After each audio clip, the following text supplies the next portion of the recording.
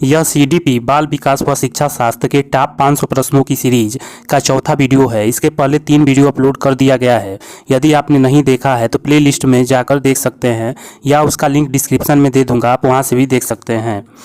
इसी प्रकार हिंदी टॉप 1000 प्रश्नों की सीरीज तथा पर्यावरण टॉप 500 प्रश्नों की सीरीज का वीडियो कई पार्ट में डाला गया है, आप प्ले लिस्ट में जाकर देख सकते हैं। यदि वीडियो पसंद आए तो लाइक करें, इस चैनल पर नए हैं तो चैनल को सब्सक्राइब कर लें। किसी भी प्रकार का प्रश्न या सुझाव हो तो कमेंट बॉक्स में दे सकते हैं। आइए अब शुरू करते हैं। अनुकूलित अनुक्रिया सिद्धांत किसके अनुकूलन पर बल देता है? ए तर्क, बी व्यवहार, सी चिंतन, डी अभिप्रेरणा। इसका सही आंसर बताएं। इसका सही आंसर होगा बी व्यवहार। अनुकूलित अनुक्रिया सिद्धांत व्यवहार के अनुकूलन पर बल देता है। इस सिद्धांत के अनुसार यदि हम अस्वाभाविक उद्दीपक को स्वाभाविक उद्दीपक के साथ बार बार प्रयोग करते हैं तो प्राणी अस्वाभाविक उद्दीपक के प्रति भी स्वाभाविक उद्दीपक जैसी ही अनुक्रिया करने लगता है। इसका अर्थ यह है कि उसकी अनुक्रियाएं या व्यवहार अस्वाभाविक उद्दीपक के साथ अनुकूलित हो जाती है। सीखने के प्रयास और भूल सिद्धांत के प्रतिपादक हैं। ए कोहलर, बी थॉर्नडाइक, सी पावलोव, डी स्किनर। इसका सही आंसर बताएं। इसका सही आंसर होगा बी थॉर्नडाइक। तो सीखने के प्रयास और भूल सिद्धांत के प्रतिपादक थॉर्नडाइक हैं। इस सिद्धांत के अनुसार भूल या त्रुटि करते रहने से धीरे धीरे किसी कार्य को करने की परिपक्वता आ जाती है या आदमी उस कार्य को सीख जाता है या बालक उस कार्य को सीख जाता है। थॉर्नडाइक ने अपना प्रयोग बिल्ली पर किया था। प्रयास एवं भूल के सिद्धांत को हम लोग उद्दीपन अनुक्रिया के सिद्धांत के नाम से भी जानते हैं। अधिगम का व्यवहारिक सिद्धांत निम्न है। ए संबंध प्रक्रिया का सिद्धांत, बी स्किनर का क्रिया प्रसूत अधिगम का सिद्धांत, प्रबलन सिद्धांत, उपरोक्त सभी। इसका सही आंसर बताएं। इसका सही आंसर होगा डी अधिगम के व्यवहारिक सिद्धांत के अंतर्गत स्किनर का क्रिया प्रसूत सिद्धांत, संबंध प्रक्रिया का सिद्धांत तथा प्रबलन का सिद्धांत आते हैं, अतः उपरोक्त सभी सही होगा। अल्बर्ट बंडूरा निम्न में से किस सिद्धांत से संबंधित हैं? ए सामाजिक अधिगम सिद्धांत, बी व्यवहारात्मक सिद्धांत, सी विकास का संज्ञानात्मक सिद्धांत, डी विकास का मनोसामाजिक सिद्धांत। इसका सही आंसर बताएं। इसका सही आंसर होगा ए सामाजिक अधिगम सिद्धांत। सामाजिक अधिगम सिद्धांत अधिगम के संज्ञानात्मक क्षेत्र के सिद्धांत के अंतर्गत आता है। इस सिद्धांत के अनुसार व्यक्ति जो कुछ भी सीखता है वह दूसरों को देखकर ही सीखता है तथा सुनकर तथा समझकर भी सीखता है। यानी इस सिद्धांत के अनुसार व्यक्ति दूसरों को देखकर, सुनकर तथा समझकर सीखता है। अल्बर्ट बंडूरा के सामाजिक अधिगम सिद्धांत के अनुसार निम्न में से कौन सा सही है? ए दिया है बच्चों के सीखने के लिए प्रतिरूपण मॉडलिंग एक मुख्य तरीका है। अनसुलझा संकट बच्चों को नुकसान पहुंचा सकता है। संज्ञानात्मक विकास सामाजिक विकास से स्वतंत्र है। खेल अनिवार्य है और उसे विद्यालय में प्राथमिकता दी जानी चाहिए। इसका सही आंसर बताएं। इसका सही आंसर होगा ए अल्बर्ट बंडूरा के सामाजिक अधिगम सिद्धांत के अनुसार बच्चों को सीखने के लिए प्रतिरूपण या मॉडलिंग एक मुख्य तरीका होता है। सबसे पहले वह किसी भी प्रतिरूपण के रूप में रखता है, वह उसके बाद सीखना शुरू करता है। यदि बच्चों को पहले मॉडल या प्रतिरूपण किसी चीज़ को दिखाया जाए तब उसको बताया जाए, जैसे कि बच्चों को आम दिखा के मैंगो सिखाया जा सकता है। कौशल सीखने की पहली अवस्था है। यथार्थता, कल्पनाशीलता, समन्वय, अनुकरण। इसका सही आंसर बताएं। इसका सही आंसर होगा डी अनुकरण। कौशल सीखने की पहली अवस्था अनुकरण होता है। शिशु जो है किसी भी चीज़ का अनुकरण करके ही सीखते हैं। जब बच्चा छोटा होता है तो किसी चीज़ का अनुकरण करके ही वो सीखता है। जैसे जो बड़े बोलते हैं उसको पीछे से बोलकर और उसको सीखता है। ही बालक अपने परिवार जैसे माता पिता तथा समाज आस पड़ोस के लोगों अन्य व्यक्तियों के व्यवहारों का अवलोकन करता है तथा कालांतर में उसमें कुछ भी व्यवहार का अनुकरण अपने व्यवहार में करने लगता है। इसी प्रकार कौशल या किसी भी विशेष क्षेत्र में योग्यता हासिल करने की पहली अवस्था भी अनुकरण ही होता है। अनुकरण के माध्यम से ही वह कई प्रकार के कौशल भी सीख लेता है। प्रेक्षणात्मक अधिगम संप्रत्यय द्वारा दिया गया था। Tall man, Bandura, Thorndike, Kohler. इसका सही आंसर बताएं। इसका सही आंसर होगा बी बंडूरा। तो प्रेक्षणात्मक अधिगम संप्रत्यय बंडूरा द्वारा दिया गया था। प्रेक्षणात्मक अधिगम संप्रत्यय का निर्माण दूसरों के व्यवहारों का प्रेक्षण करने से होता है। इससे पहले अनुकरण कहा जाता था। बंडूरा ने कई प्रायोगिक अध्ययनों में प्रेक्षणात्मक अधिगम की विस्तृत खोजबीन की थी। इस प्रकार के अधिगम से व्यक्ति सामाजिक व्यवहारों को सीखता है, इसलिए इसे कभी कभी सामाजिक अधिगम भी कहा जाता है। हमारे सामने ऐसी अनेक सामाजिक स्थितियां आती हैं जिसमें यह ज्ञात नहीं रहता कि हमें कैसा व्यवहार करना चाहिए। ऐसी परिस्थितियों में हम दूसरे व्यक्तियों के व्यवहार का प्रेक्षण करते हैं और उसी की तरह व्यवहार करते हैं। तत्परता का नियम किसने दिया है? ए पावलोव ने, एबिंगहास ने, थॉर्नडाइक ने, स्किनर ने। इसका सही आंसर बताएं। इसका सही आंसर होगा सी थॉर्नडाइक ने।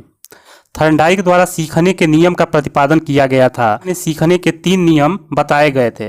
पहला जो है अभ्यास का नियम, दूसरा जो है प्रभाव का नियम और तीसरा जो है तत्परता का नियम दिया था। यह 3 मुख्य नियम दिए थे। इसके बाद 5 गौण नियम भी थॉर्नडाइक द्वारा दिए गए हैं। कक्षा शिक्षण में पाठ प्रस्तावना सोपान सीखने के किस नियम पर आधारित है? प्रभाव का नियम, सादृश्यता का नियम, तत्परता का नियम, साहचर्य का नियम। इसका सही आंसर बताएं। इसका सही आंसर होगा सी तत्परता का नियम। यदि कोई बालक सीखने के लिए तत्पर है तो उसकी सक्रियता उसमें बढ़ जाती है। तत्परता के नियम को तैयारी का नियम भी कह सकते हैं। पाठ प्रस्तावना किसे कहते हैं? तो पूर्व पाठ से कुछ 3 प्रश्न पूछकर नवीन पाठ को प्रारंभ करना ही पाठ प्रस्तावना होता है। भाटिया के अनुसार तत्परता या किसी कार्य के लिए तैयार होना युद्ध को आधा विजय कर लेना होता है। एक बच्चा अतीत के समान परिस्थिति में की गई अनुक्रियाओं के आधार पर नई स्थिति के प्रति अनुक्रिया करता है। यह किससे संबंधित है? ए सीखने की प्रक्रिया का अभिवृत्ति नियम, सीखने का प्रभाव नियम, सीखने का तत्परता नियम, सीखने का सादृश्यता नियम।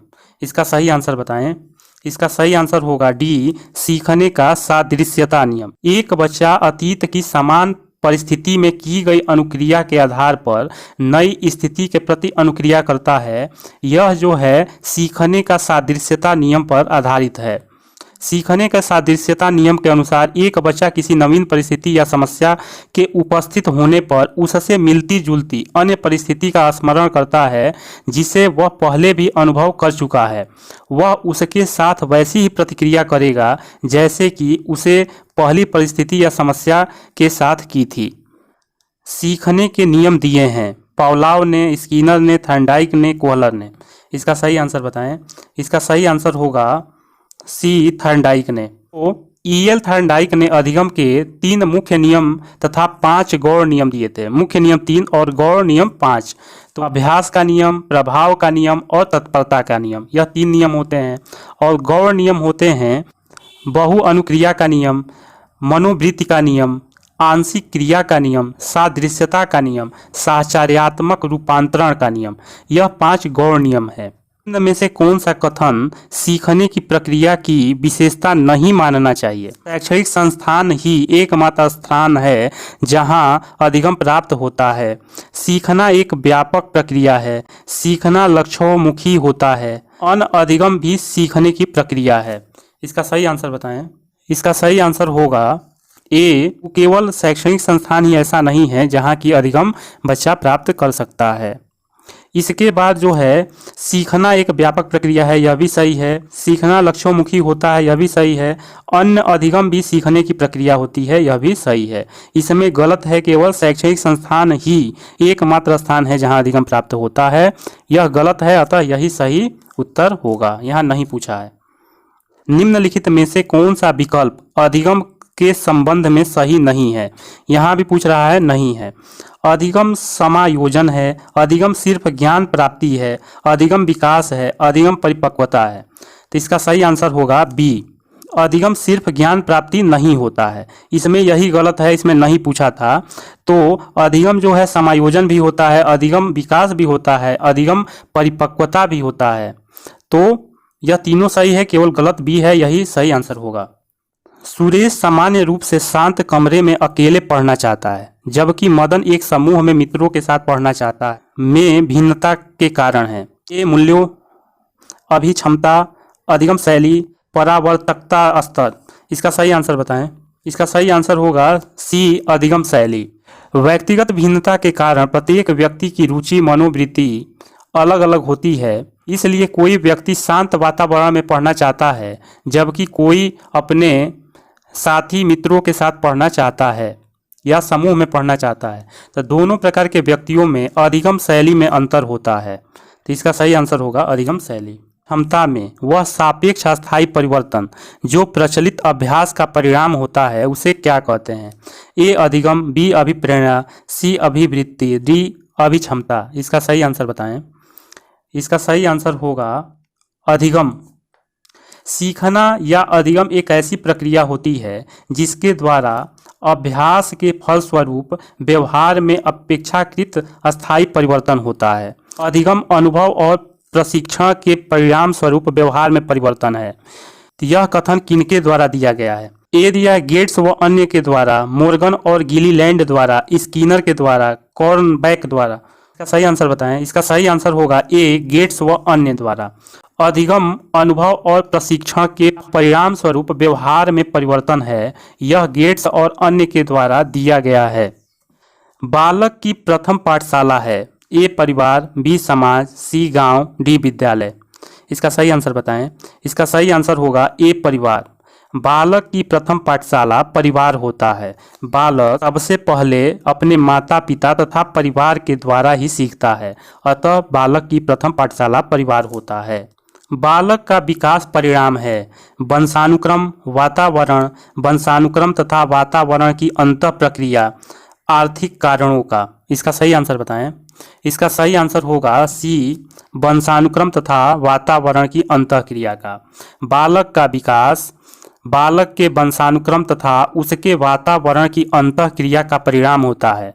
वातावरण या वंशानुक्रम में से किसी में असंतुलन की स्थिति उत्पन्न होने पर बालक का विकास भी संतुलित नहीं हो पाता है, अतः बालक के विकास में दोनों का योगदान होता है। परिवार एक साधन है अनौपचारिक शिक्षा का, औपचारिक शिक्षा का, गैर औपचारिक शिक्षा का, दूरस्थ शिक्षा का। इसका सही आंसर बताएं। इसका सही आंसर होगा ए, अनौपचारिक शिक्षा का। परिवार एक साधन होता है अनौपचारिक शिक्षा का। परिवार ही बालक का प्राथमिक विद्यालय होता है तथा माता पिता को ही बालक के प्रारंभिक शिक्षक माने जाते हैं। इससे प्राप्त ज्ञान अनौपचारिक होती है तथा इसी ज्ञान से बालक में सामाजिकता तथा नैतिक गुणों का विकास होता है। एक 6 वर्ष की लड़की खेल कूद में असाधारण योग्यता का प्रदर्शन करती है। उसके माता पिता दोनों ही खिलाड़ी हैं, उसे नित्य प्रशिक्षण देते हैं। बहुत संभव है कि उसकी क्षमताएं निम्न दोनों के बीच परस्पर प्रक्रिया का परिणाम होगी। ए दिया है वृद्धि और विकास, बी दिया है स्वास्थ्य और परीक्षण, सी दिया है अनुशासन और पौष्टिकता, डी दिया है अनुवांशिकता और पर्यावरण। इसका सही आंसर बताएं। इसका सही आंसर होगा डी, अनुवंशिकता और पर्यावरण। व्यक्ति का विकास वंशानुक्रम और पर्यावरण की बीच अंतःक्रिया का परिणाम होता है। वंशानुक्रम विकसित होने के लिए क्षमताएं प्रदान करता है, जबकि वातावरण इन क्षमताओं को विकसित होने का अवसर प्रदान करता है। तो इसलिए कहा जा सकता है कि यदि एक खिलाड़ी माता पिता अपने बच्चों को खेल का प्रशिक्षण देते हैं तो वह बच्चा खेल के क्षेत्र में अच्छा प्रदर्शन कर सकता है। यदि वीडियो पसंद आया है तो लाइक करें। यदि आप इस चैनल पर नए हैं तो इस चैनल को सब्सक्राइब कर लें। पूरी वीडियो देखने के लिए आपका बहुत बहुत धन्यवाद। Thank you.